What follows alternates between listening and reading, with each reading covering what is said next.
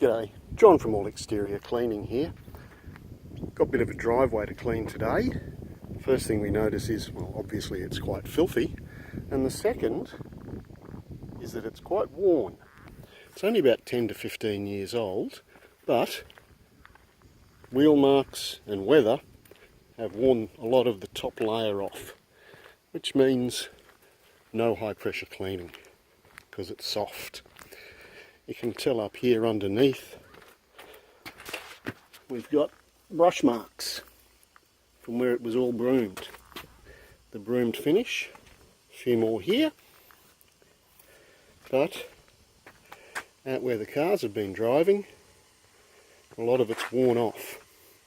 So, plenty of bleach to kill the mould and lift the dirt, and then pressure clean it. Being careful not to use too much pressure, so I'll probably change the nozzles to go bigger to reduce the pressure. And away we go.